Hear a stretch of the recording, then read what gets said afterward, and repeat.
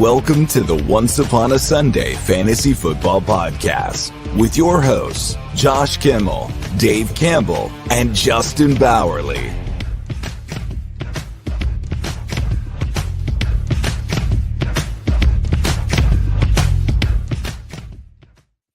Welcome into Once Upon a Sunday Fantasy Football Podcast. I'm your host, Josh. Yes, I'm in a great mood today. In a great mood because we're talking rankings. And yes, I'm in an even better mood because in Super League, which we don't talk on the show much anymore, but what we do post, obviously, the results.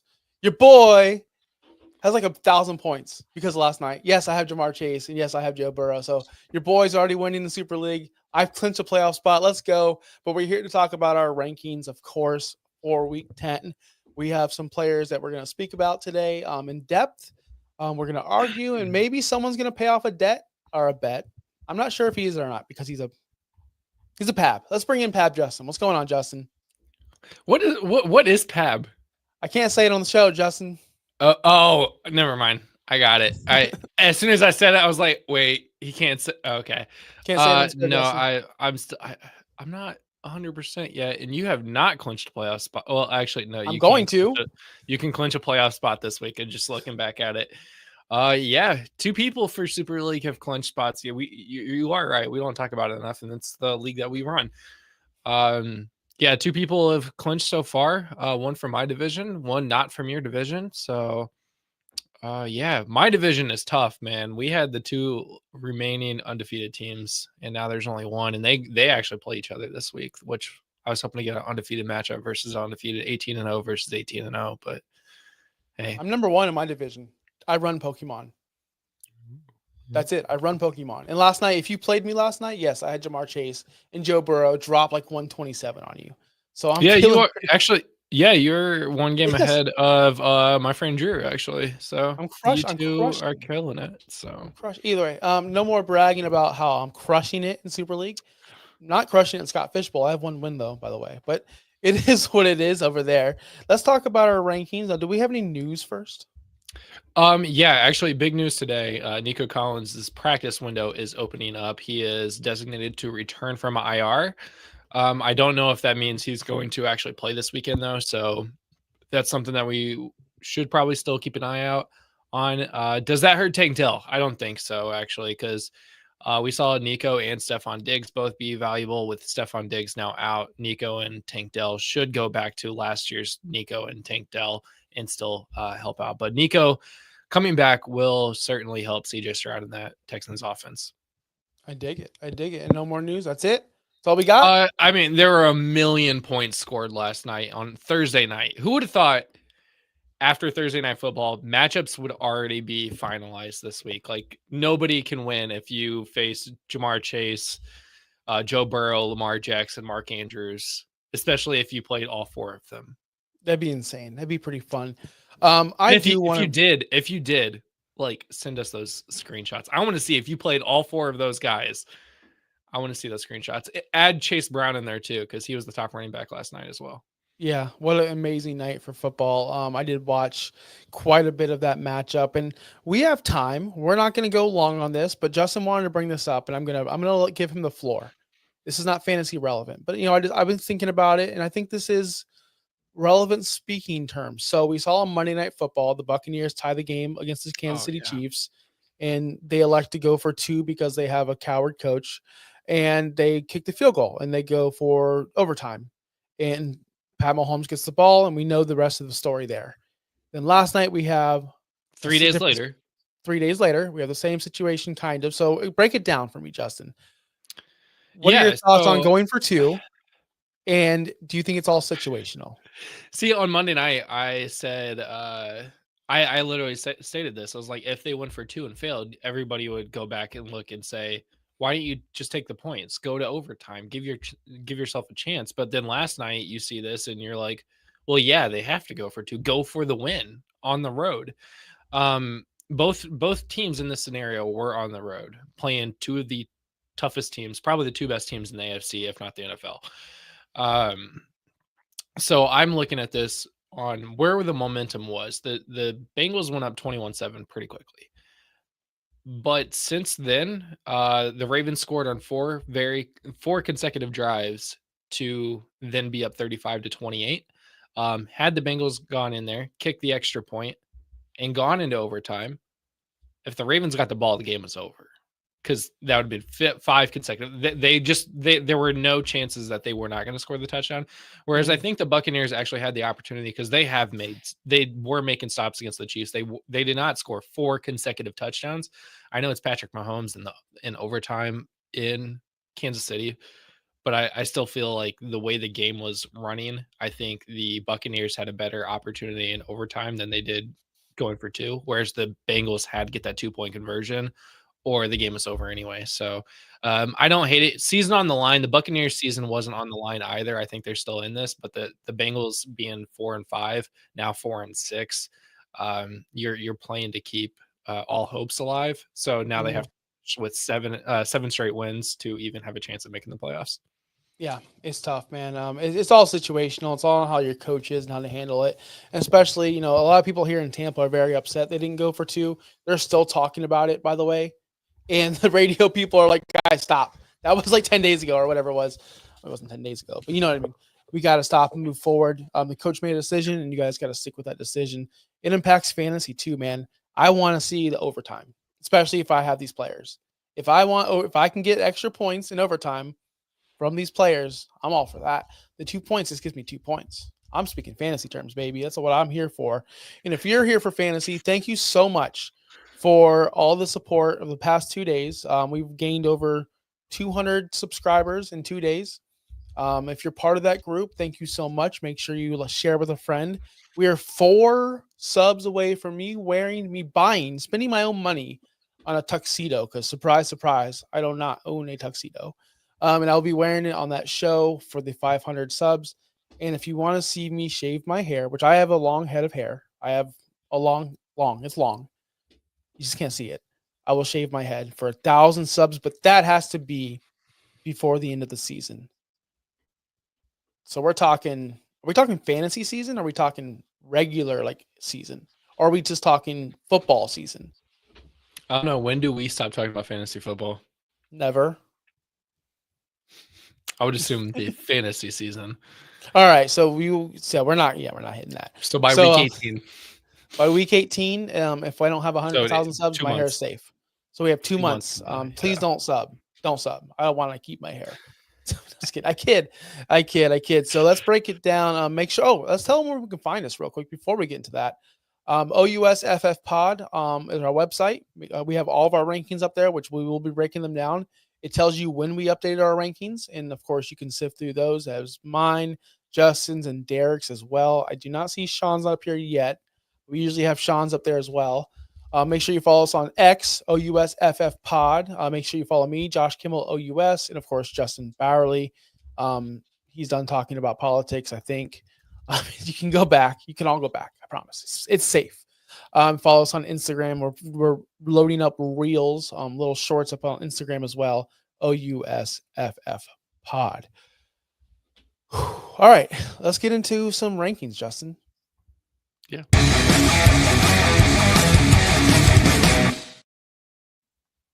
So we always start with the quarterback position. Do you want to stick there, or do you want to zig and zag and go somewhere else? When others zig, we should zag. So let's go with another position. Oh man, dang it! All right, go with what you want to go with. It's your show, man. I'm just here to talk. It's our show. Well, I texted you in the chat the players I want to speak about because these are our biggest gaps. So I'm going to start off big. I'll start off Josh Allen. I have him ranked 5th in my quarterback rankings. You have him ranked 1st. Now, again, they're 2 quarterback ones, so there's not much of a disparity. You're still going to start him. But why do you think he's the number 1 player this week at Indianapolis? It's at Indianapolis. The Colts defense has been pretty bad. They are one of the most scored on teams in fantasy terms when it comes to the quarterback position. Josh Allen has decided that it doesn't matter who he has to throw the ball to. He's just going to throw the ball to everyone. So I think being able to spread the ball out to all the players is going to help. His rushing upside is really good. So I really do like that matchup for him, and I think that just and maybe this is just me being a hater on my own hometown team, but I think Josh Allen is going to absolutely annihilate the Indianapolis Colts this weekend. It's very possible he can absolutely annihilate the Indianapolis Colts, but does that mean he's going to be number one? In the past 4 weeks, he scored 20 or more points in a weekly basis. So that's been very, very good, but he's only been the quarterback 4 in those last 4 weeks. So there's been 3 players better than him. It's not so much that Josh Allen's bad because he's not. Josh Allen's great. Josh Allen is just balling this season like we thought he would, like we knew he would. But just there's quarterbacks that are out producing him, like Lamar. Like he's not going to be one anymore. We know that. Now that's not knocking your ranking, right? Like that's not in Joe Burrow. He's going to be above him as well. So we're looking at best case scenario. He's number 3. That's been the thing with Josh Allen this year. Is he's been excellent. He's been top 5, but he's not been the alpha 1. And I think that has a lot to do with losing your alpha wide receiver. I think that has a lot to play into it. Let me ask you a quiz. Who leads the Bills in targets? Khalil Shakir. Wrong. It's Dalton Kincaid with 54. No, it cannot be Dalton Kincaid. It's Dalton Kincaid with 54. No. Yeah. Who leads the Bills in receiving yards? Khalil Shakir. Yeah, it's Khalil Shakir. Okay. It's Khalil Shakir with 471. Now, this is interesting. Over under. Keon Coleman, 30 receptions this year. I will give you this. Shakir has 42. Kincaid has 32. Under. Way under. He has 22 catches this year, Keon Coleman. That's crazy to think that he's a viable fantasy option. But that goes to my point of he does not have an alpha that's taking over games. He has pieces. He has Khalil Shakir, Keon Coleman, Kincaid. James Cook is 4th on this team with 22 targets and 19 catches. He does not have that number 1, and it's affecting his game. I think we all called this going into it. And you're like, oh, well, Josh, he rushes a lot. Yeah, he's rushed for 211 yards this year. Only three touchdowns. Last year, he had 15 touchdowns. Last year, he averaged over 31, or no, actually only 30 rushing yards per game. This year, he's only averaging 23 rushing yards per game. His rushing's even down. But he's still awesome. But that's my point. I just think Josh Allen is in that 5 to 6 range every single year because it seems like other players, other quarterbacks, are just a little bit better. And this leads to my next guy, Brock Purdy, who I have number 1, which I don't think he's going to be number 1 anymore. Let's be honest. There's no way that's happening, but I do think he's going to be ahead of. So Joe is beating Lamar right now, yeah. Oh, he is beating Lamar? Okay. Which would be 2 consecutive weeks that he finishes as QB1, so. It's the hair, right? It's the haircut? It's definitely the highlights, yeah. It's definitely. And Jamar Chase went freaking bananas. Can't wait to the wide receiver talk there. But Brock Purdy, you have him 6th. I have him 1st. Why do you hate Brock Purdy so much? I don't hate Brock Purdy. He's a top-end quarterback in the league, and he's about to get CMC back against Tampa Bay. I just like Joe Burrow and Lamar Jackson. You can't discount that. Better than him this week. I like Jaden Daniels better, and I like Allen and Hurts better. I think they all offer a lot of rushing upside, and I know your stat that you're about to tell me that Brock Purdy has more rushing yards than Josh Allen. Whoa! So this guy stole my stat, which I already tweeted out. A rare tweet from me. Isn't that odd? I did my research. You did your research. I knew what you were going to say. Brock Purdy has more rushing yards than Josh Allen and has a better rushing upside. Plus, he's about to get CMC back. I understand. So, he does have 1 more rushing yard than Josh Allen. He has 1 more rushing yard than Josh Allen. He's played 1 less game. But he also has 100 more passing yards than Josh Allen. He's played 1 less game. And you're adding CMC back to that backfield. Now, what does he do? What does CMC do? We'll talk about that in the next segment because we have him ranked, CMC that is, totally differently. And I'm interested in that conversation. But the Buccaneers are giving up 23.6 points per game, second most to the quarterback position. The last Buccaneers where they actually did well against the quarterback was week 6. Spencer Rattler. He had 243 yards and only 1 touchdown and 3 interceptions. Other than that, now these are some elite of the elite, but we can agree Brock Purdy's in that elite category, right? Would you put him there? I would put him just outside the elite. Okay. But he's up there in the top 10 every single year since he's been in the league. I would say he's definitely top 10. Okay. So in week 7 against the Buccaneers, Lamar Jackson went off for 281 and 5 touchdowns. Week 8, Kirk Cousins, 276, 4 touchdowns. Week 9, Mahomes, 291 and 3 touchdowns. They literally cannot stop a nosebleed right now in Tampa Bay. They cannot. And I don't see any reason why they would stop Brock Purdy and George Kittle. Don't even get me started on the tight ends. We saw what Travis Kelce did to them. A week before that, we saw what Kyle Pitts did to them. The tight end's going to eat this week against Tampa Bay, and so is Brock Purdy. Now, I don't think he's going to outscore Lamar and Joe Burrow at this point. I just don't. And whatever. Say it. I had Burrow at 6 and I had Lamar at 3. That's clearly not happening. So, but I do think Brock Purdy is going to be in the top 3. I think he's going to be right there at 3, right underneath those guys, because the Buccaneers just suck. Like, they suck. They can't stop anybody. And they haven't. And they won't. Disagree? Crickets. No, I don't. I don't disagree with you. Is there anyone probably will eat? Is there anyone else on this quarterback list that you're like, oh, Josh, why do you have this guy so low? I can think of one that I'm looking at. Let me look. You got. Oh no, I'm looking at running backs. That's really awkward. You have Kyler Murray pretty low, 13. You have Daniel Jones at 17, which I don't hate that. We talked about that on Wednesday, so we don't have to continue. Patrick Mahomes at 16. I almost knocked him down, and I think I know why you put him down there. Denver's defense has been pretty tough, so I certainly do understand that. I just kind of mark him all the way down to 16. I just don't know. He was a quarterback 22, I believe, before he played the Buccaneers. He's coming off of multiple games in a row where he's been quarterback 14, 15, 18, 20, 18, 15. You know, what's going to really change other than, he's not playing a very, very, very, very easy defense. Now he's playing the Denver Broncos. I think it's going to go back to normal where he's only throwing for 150 yards, maybe 200, maybe 1 touchdown, if that. Kareem Hunt, can do the job on the ground. He's had 2 games in a row, week 5 and week 7, with no touchdowns against New Orleans and San Francisco. It's possible for Patrick Mahomes to be very average. That's why I have him so low. I just don't want people to think, he's back because he beat Tampa Bay. He's back, baby. No, he just played Tampa Bay. Such a hater for your hometown team. It's not my home. Well, I mean, I live here, but I don't support them. I don't. I just support them. It is your hometown team, so I support the Miami Dolphins because I'm part of the Finstock Sports Network, and so are you, and so are we. And what's going on, Cap? We're Dolphins fans over here, supporters. What are you guys hearing about Devontae Smith? Devontae Smith and McMillan. I will look that up and see what's going on. Justin's on the case on that one. So if you want, we can shift over to the running back position because I only have one guy written down and I did 0 research.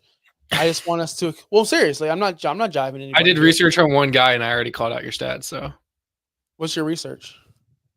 Brock Purdy has more rushing yards and passing yards than Josh Allen this season.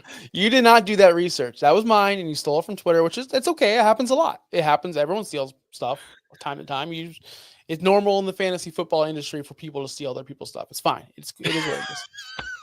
Just call everybody out. Damn. Okay. I'm not calling anybody out. I'm just saying it happens a lot. I'm not saying there's no consequences to it. I'm not saying there's no credibility being lost. I'm just saying it happens a lot. It is what it is. So going back to this statement here, Devonta Smith has a 79% chance to play this weekend. He was limited in yesterday's practice. We're still waiting on the practice report today because they should be out there right now. But all signs are a go for him. He is going to be questionable this weekend, but that's not surprising. AJ Brown was also supposed to be questionable this weekend, and it looks like he has actually been cleared to play as well. So that's even better for that situation. As far as McMillan, I thought I remember seeing that he should be good to go this weekend. But that is definitely something to monitor. Devonta Smith, nope, that was yesterday. Sorry. I'm just looking at videos. So, yeah, something I think that you need to keep an eye on both of those. Before we get to the running backs, I got to answer this question because it's a juicy one. Would you trade Achane and Smith? I'm assuming it's Devonta Smith. for CD and Tony Pollard. Now you're getting last week, or I believe on Wednesday, I told everyone if you're going to trade Achane, you need elite talent back, and you're getting that with CD. Yeah. A lot of Achane and Pollard this week, I feel like. It's A lot of questions. because it's just because they're That just time of the year. Achane's awesome now, and Pollard's one of those players that you want. It looks like this person's trying to add an elite running back and get rid of Pollard, and then kind of downgrade at the wide receiver position, even though Lamb is kind of hurt. I'm sticking with Achane. I'm sticking with Achane because we've seen when he plays with Tua, he's top 3, guaranteed, locked it in. He has not been outside the top 3 this season with Tua. And it's just because of the receptions. He's getting 8 catches a game with Tua, it feels like. And I think that's true. That's bananas. That's CMC numbers. You wouldn't trade CMC in Devontae Smith for CD Lamb and Pollard and when CMC was in his prime. Now, don't be clipping this and saying Josh thinks Achane and CMC. That's not what I'm saying. What I'm saying is he's getting the target share like CMC is. That's what I want for my running backs. So I'm keeping Achane. Yeah, I don't hate you for wanting to keep Achane. Obviously, CD Lamb is really, really good. I have him ranked a lot lower this week, specifically because of that AC joint issue. And we don't know how that's going to really affect him throughout the rest of the season, especially missing Dak. That is one question: is missing Dak, is this really going to hurt him? I'm going back to the last time Cooper Rush played consecutive, a lot of minutes in consecutive games. And the last time was the beginning of 2022. He played weeks 2 through 6, and he had really good. Cooper Rush had pretty decent numbers in weeks 2 through 4. And if you look at CD Lamb also had really good numbers then too. So it's not a concern of can Cooper Rush get CD Lamb the ball over the next several weeks. Is CD Lamb's injury going to affect that? Because CD Lamb wasn't injured in 2022. I would be concerned about that injury. I am concerned about that injury in multiple leagues that I do have CD this year. But yeah, I would keep Achane and Devonta Smith.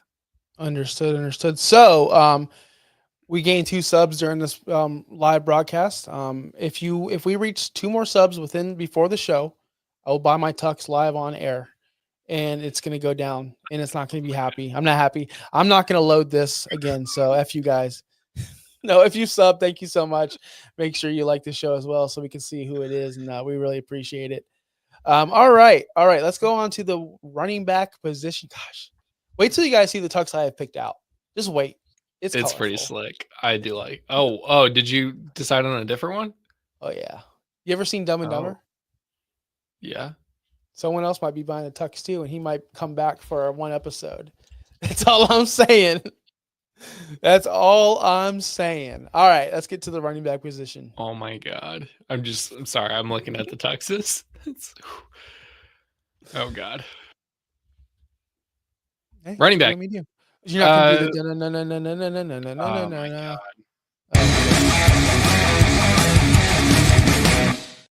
All right, the running back position this week. We all have one question on our mind, and at least I do. Where do you have Christian McCaffrey in your rankings? And are you starting him this week? That was the number one question we got on Wednesday, I believe. Like, are you starting him? Are you going to do this? Are you going to do that? Well, the rankings are in, and I don't know if I'm going to move this ranking of him. I am currently sitting at 23. You're currently sitting at 10. You're bold. You're way bolder than I am. Why are you already set him for success at 10 in his first game back at Tampa Bay? It looks like he has been kind of working himself back over the last few weeks, and they've just been holding him off. So I'm expecting him to be fully healthy. Without Ayuk, Debo is always a hit or miss on whether he's going to be active or not. Juwan Jennings is hurt. Jordan Mason has been dealing with an aggravated injury for several weeks now.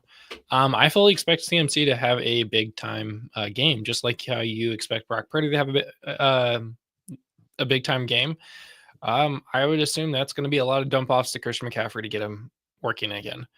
Does he play 100% of the snaps? Absolutely not. He'll probably get like 50-60% of the snaps, but we've seen CMC do really, really well with his carries. Now, with all that being said, temper expectations, because we all hoped TJ Hawkinson was going to come back and immediately make a giant impact because he's going to be the second best target on the Vikings. He only got 7 points against one of the worst teams in the league.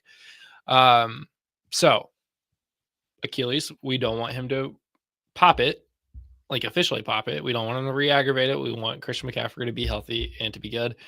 I would temper expectations, but yeah, I do have him up there because if he is truly 100% to go, I think he has the ability to be a top 10 running back this week.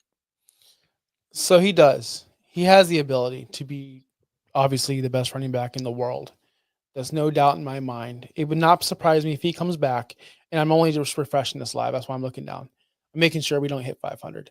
But if he's good to go, and he says he's good to go, if he scores, like I said, 35, 40 points, I would not be shocked at all. But I don't think that's the case. And I'm more of the guy who says, be wary. You're going to start him because you've lasted this long without him. So it's about time you put him in. But just be wary. And that's why I put him at 23. I think he's going to end up being somewhere in a running back 2 situation this week for you. I could easily see 12 points. I can easily see 15 points. The Buccaneers do stop the run. They're pretty good against the run, especially with Vita Vea over there. But again, you have Trent Williams. Like, that offensive line is pretty good. But I'm not concerned about his rushing ability. If he only gets 30 yards rushing, guess what? He can still score 25 points. One catch is 1 point in PPR formats. And if he catches 8 points, I think you guys can do the math. That's 8 points plus the yardage, and if he scores a touchdown, which he's opt to do as he's one of the best players the league has ever seen. I just don't want to put all my eggs in the same basket, but I am starting him in every format that I have him in. But I'm going to put him more down to that 23 range because I don't want to be expecting big time production and just go, oh, wait, the 49ers are up, 21 points. Why are they using CMC? That's my concern. What if he gets held back because of game script? But we're starting him. I'm excited. Total fair. Yeah. If I do have him in one league, I need to go add him to my lineup. I've had him sitting in the IR spot all season, and it's been really tough. Yeah. All those people who drafted him 101, if you made it this far and you have a playoff shot, you got to start him because what else did you do? What else were you waiting on? Are you Yeah, who else are you starting at this point over CMC now that he's back? Like, yeah, nobody. If you're that low, like, luckily mine has been a dynasty roster, so like I've had him for a while. I didn't spend 101 on him, but I did spend several first rounders on him several years ago. Yep. Any other running backs that we could touch on? Because I think we're pretty close on running backs. There's nothing crazy. There's really truly isn't anything super crazy. The craziest point differential other than Christian McCaffrey would be Jonathan Taylor. I have him at 9, you have him at 15. So Derek also has him at 15. So you guys have him as RB2. I have him as RB1. And the reason why I have him higher is because every time that the Colts do play the Buffalo Bills, Jonathan Taylor seems to be a god and seems to do Jamar Chase type stuff on the ground game. So I think he's the heaviest part of that offense. And I think if Joe Flacco can kind of figure out the passing game again in Indy, I think that really does help Jonathan Taylor become more explosive. So all hopes there is that Jonathan Taylor does get another similar game where he can just run over the Buffalo Bills. Yep. I'm with you. I'm all in for that. But 15, yeah, I feel like that offense has been just so unpredictable and so it's hard to understand what they're trying to do over there in Indianapolis.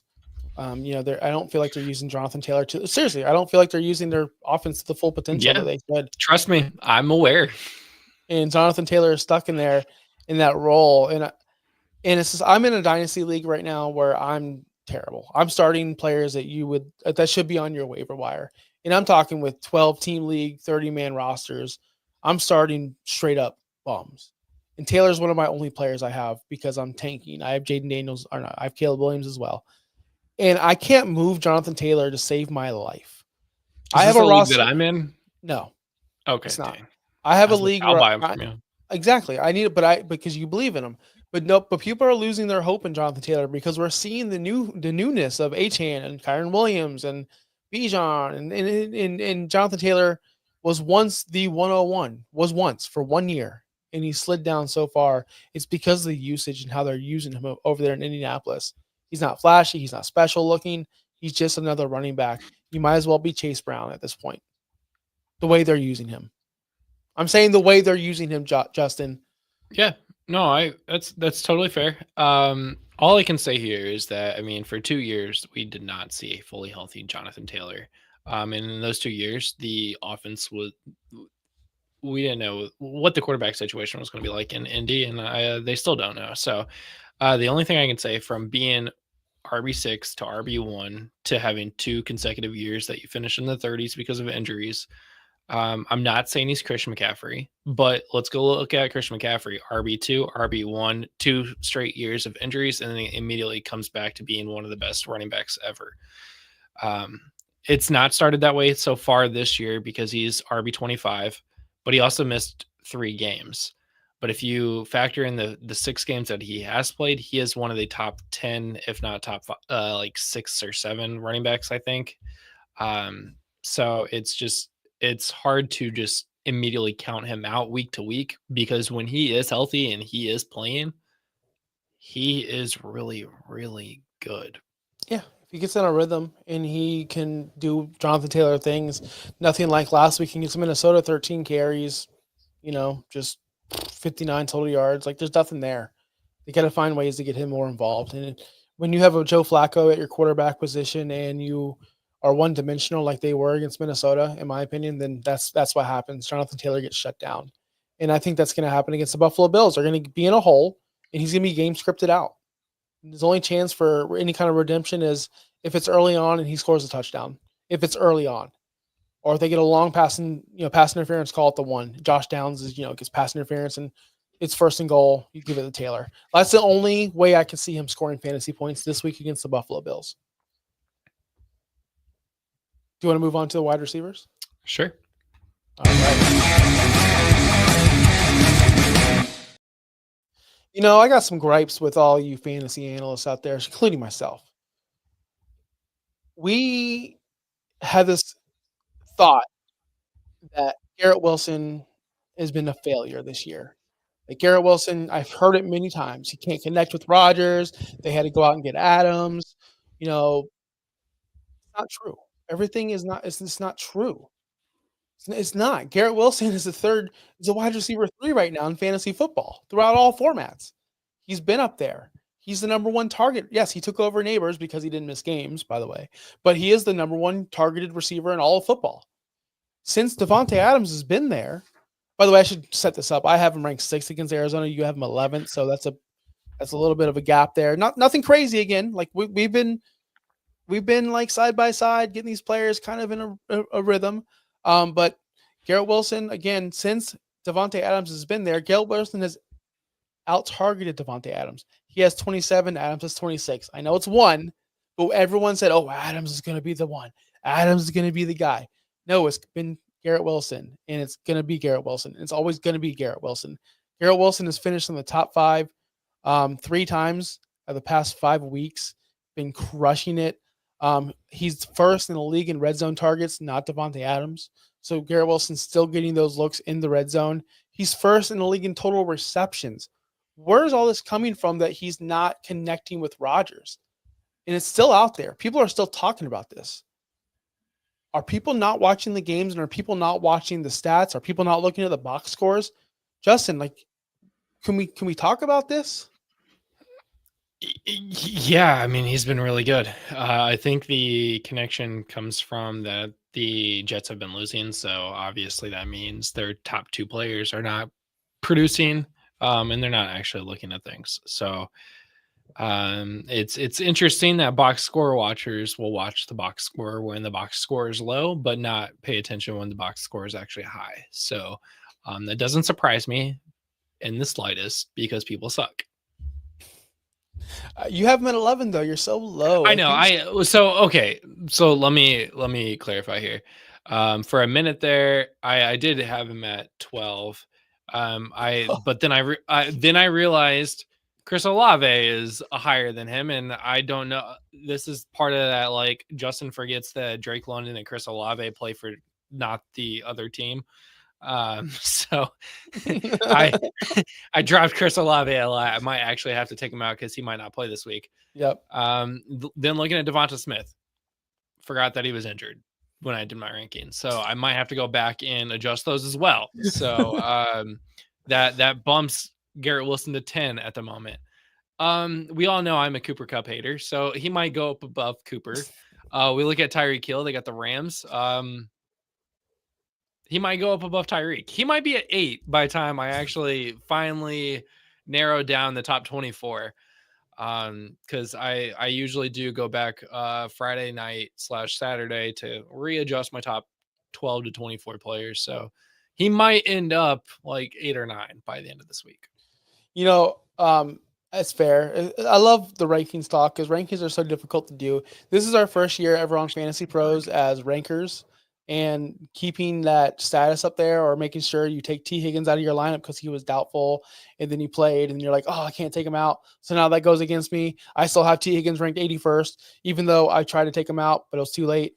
Thank you. Or if you have somebody ranked 1 or 2 and then they play and you're like, no, I actually wanted to put this person ahead of them, and now you can't because they are locked in at that spot. I almost had Chase at 1, but I still have Chase at 2. That's fine. It's fine.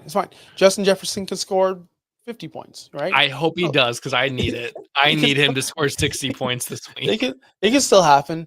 But rankings are super difficult, man. Like they really, really are, because think about this. I had Zay Flowers at 11.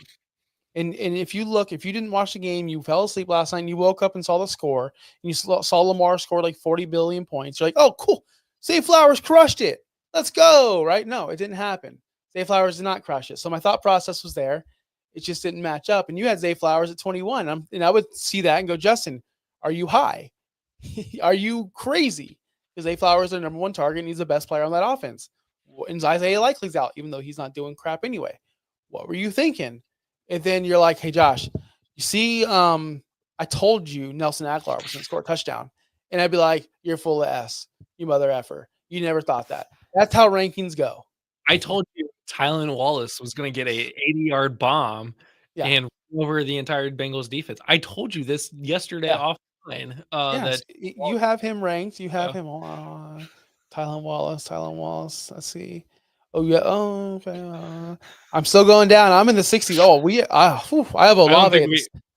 I don't think we have him ranked at all. Robert Woods, we got him ranked 76th. Cool. Greg Dortch, we got that guy ranked. I will be honest. When Tylan Wallace scored last night, I was like, who is Tylan Wallace? Like, I know Tylan Wallace. Who is this random person? Mark Andrews, of course, had a big game. So I mean, like, I remember tweeting out when Lamar Jackson threw the ball to Nelson Aguilar, and I was like, that did absolutely nothing except get Lamar Jackson 4 points in fantasy.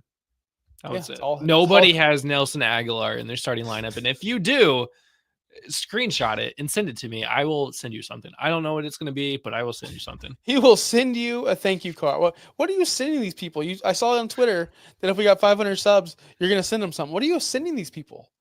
What is this? Love letters? Sticker? Maybe. Are you taking Polaroids and signing it? Maybe. If I got that from you, a signed picture, I would know what to do. What is that? What are you doing? It's just a professional headshot of me, like just signed Justin Barley. What are we doing here? All right, good. We're still at 498. Thank you so much for not subbing. The only show that will ever ask you not to subscribe. No, I'm excited. We're gonna hit that number eventually. So hey, we have a couple people over on Finstock Sports Network that are watching over at Finstock Sports Network on YouTube. There's a link in the description for our OUSFFPOD YouTube account.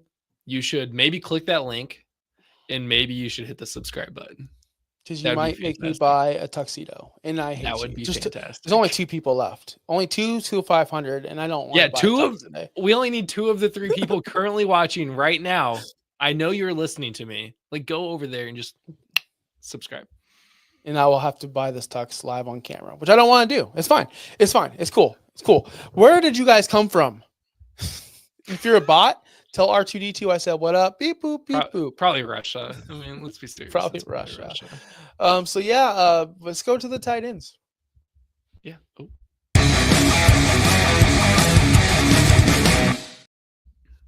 So I got a problem with you over there at Fantasy Pros. I have put George Kittle as my number 1 tight end all morning, and it will not let me change it. It will not let me put George Kittle at 1. I have him currently at 2. But guys, if you're listening to the sound of my voice, he is my number 1 tight end. They're going against the Tampa Bay Buccaneers. We've already documented what the tight ends do against the Buccaneers. Kyle Pitts went bananas. Travis Kelce had a resurgence on Monday Night Football. George Kittle is already the best tight end in football, period. And Brock Purdy is going to have a bajillion yards, easily over 300 yards for Brock Purdy this weekend.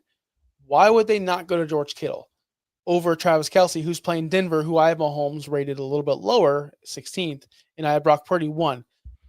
Fantasy Pros, why can't I change my ranking? I can. I did it. I'm going to try to do it right now. Talk.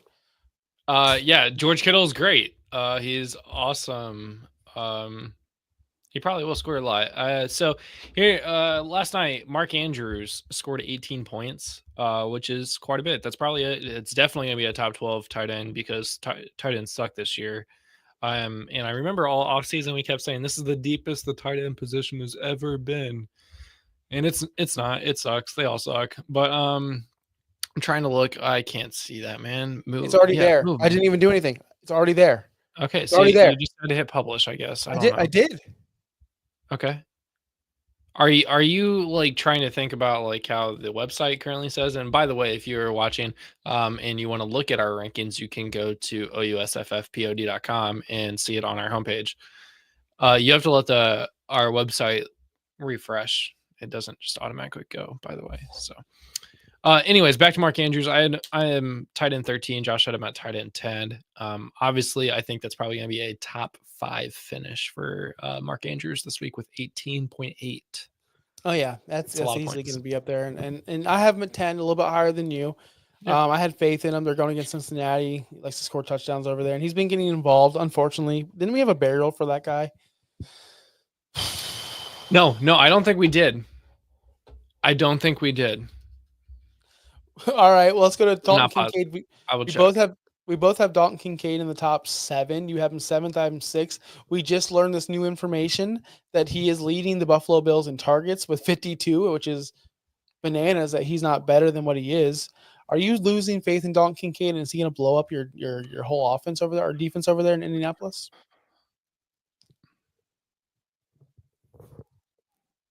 He doesn't want to talk about it.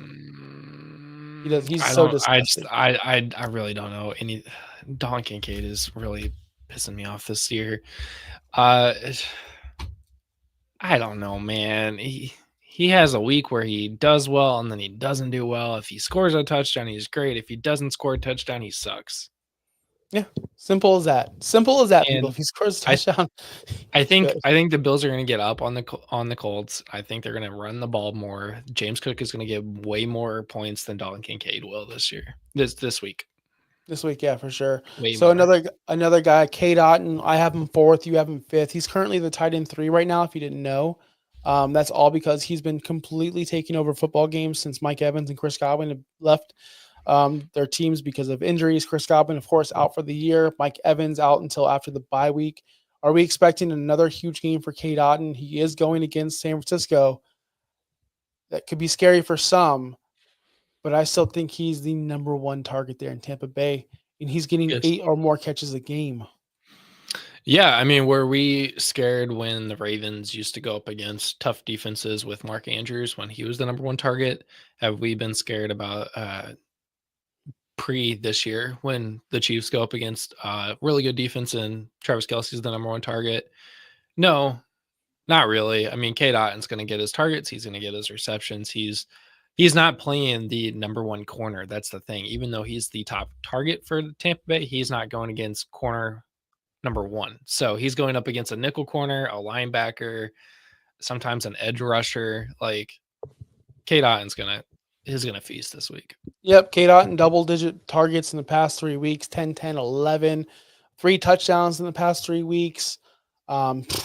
Just been a complete stud. Top 5 tight end over the past 3 weeks. He's unstoppable at this point against Kansas City, Baltimore, Atlanta.